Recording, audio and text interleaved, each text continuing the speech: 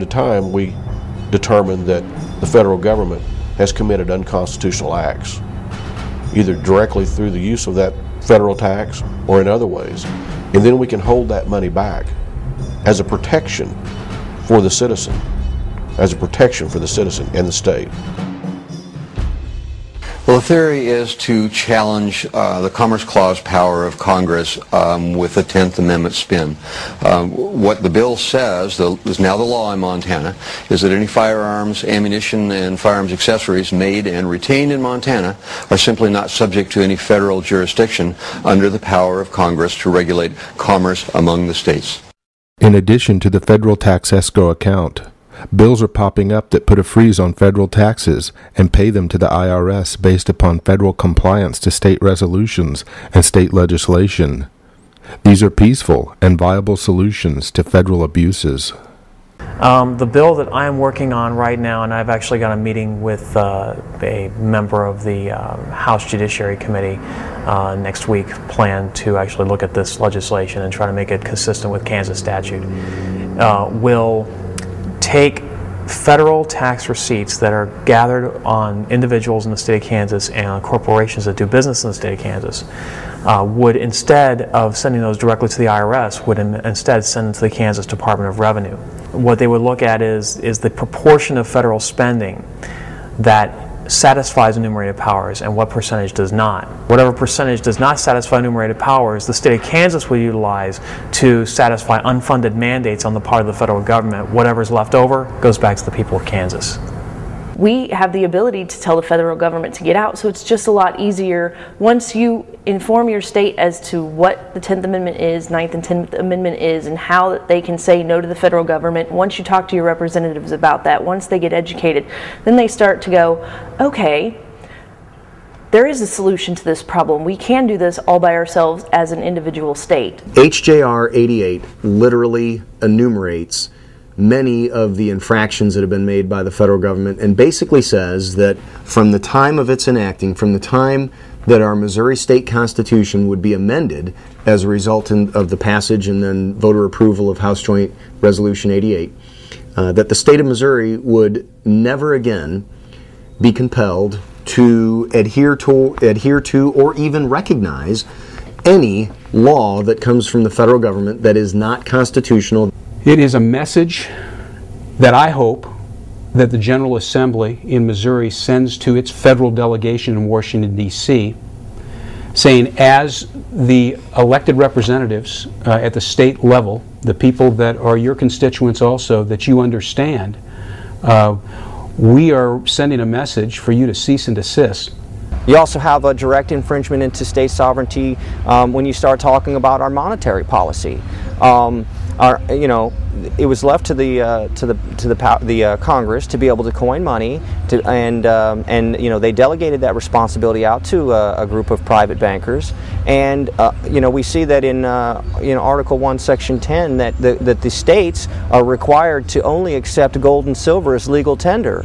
Well, when you've delegated the authority out to print money by a federal entity, well, actually it's not even a federal entity, a private entity doing so under the auspices of a federal entity, what you've done is you've basically made criminal organizations out of the states because they can't conduct their transactions in the gold and silver that they're required to under Article 1, Section 10.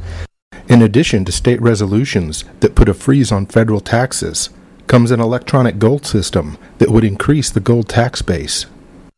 Well, the money bill I originally drafted was for New Hampshire, and it was based on the use of electronic gold currency, mainly because that's the cutting-edge technology now. But you could, at the present time, make it gold and silver because they've expanded that technology. But what essentially did was to have the state adopt as an alternative currency this electronic gold system. And in that particular case, it was to a relatively small percentage of the state's budget, because we tied it to the tobacco tax, make it simple, and not scare people too much. We're not going to jump into the lake with both feet. We're just going to put our toes in, as it were. About 10% of the state's budget would come in gold, and then the state would offer to pay out gold to whichever its creditors, to whomever it owed money, first come, first served. We'll pay that debt in gold. Now, the thought was, I think it's fair, that pretty soon that 10% of the state's revenue in gold would be out the door. People would be lining up to get that. Then the treasurer would come back to the legislature and say, you know what happened here? Our gold stock went to zero in a matter of a month. I need to have more of the tax base turned into gold. Increase the gold tax base. And if it's correct that good money will eventually prevail over bad money, you would see most of that state economy, the state spending, would be on a gold basis. And then in the private economy, well, people are receiving gold from the state and people are having to pay gold into the state for taxes. What about in the middle here? Well, now I'm going to start asking people to pay me in gold, or I'm going to start offering to pay the gold that I've received to people. And it would expand through the private economy. And the next thing you know, that state, for all intents and purposes, would be off the Federal Reserve System. Federal Reserve notes would be like a foreign currency, like euros or something. Right? You'd only take them when you needed to deal with somebody out of that state that demanded to be paid in Federal Reserve notes. And the other state, people in other states would be looking at it and say, hey, why aren't we dealing in gold?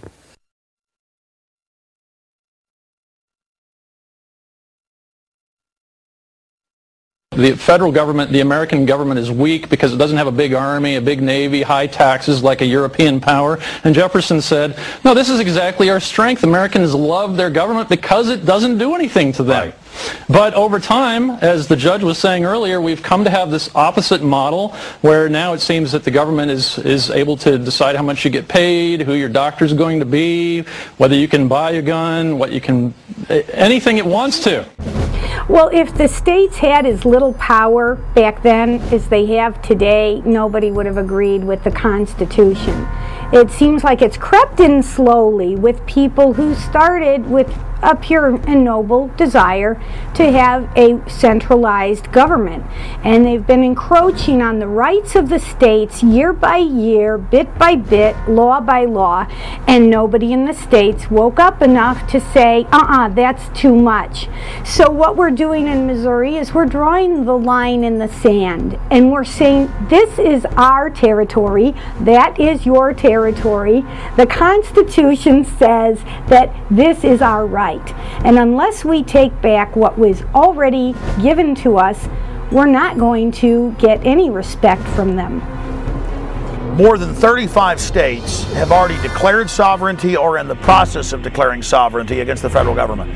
And that doesn't mean that they've seceded, as the national corporate media spins it. They're simply stating, look, federal government, you're not supposed to be involved in local education. You're not supposed to be involved in local environmental rules. You're not supposed to be involved running and controlling our local police departments. Jefferson makes a point that he actually took from Locke. He says, prudence indeed will dictate that governments long established should not be changed for light and transient causes. And accordingly, all experience hath shown that mankind are more disposed to suffer, while evils are sufferable, than to right themselves by abolishing the forms to which they are accustomed. But when a long train of abuses and usurpations, pursuing invariably the same object, evinces a design to reduce them under absolute despotism, it is their right, it is their duty to throw off such government and to provide new guards for their future security. So there's the key to it, that people can put up with a lot, and probably they should put up with a lot of friction in the system, simply because the alternative of overthrowing a government with everything that that entails is potentially so horrendous that we don't want to get involved in that. But when it reaches the stage that you can look at what's going on and say, well, this is just a series of usurpations, abuses, which are leading inexorably to this result, then it is not simply one's right, it is your duty to take this kind of action. The American people have read the Bill of Rights, they've read the Constitution, they've read their state Bill of Rights and Constitutions, and they figured out everything the federal government is doing is illegal and out of control and wrong. And so we're in the right. Not just in the right, it's our duty to stand up and say no and declare states' rights under the 9th and 10th Amendment that is enshrined in the Bill of Rights and in the Constitution. The Declaration of Independence talks about the proper role of government. And right after it talks about the unalienable rights that we were blessed with life, liberty, and the pursuit of happiness, it states what government is for. To secure these rights, governments are instituted among men. And that's the bottom line. We are here to protect life, liberty, and the pursuit of happiness. If your federal government isn't doing that, then the people as a declaration of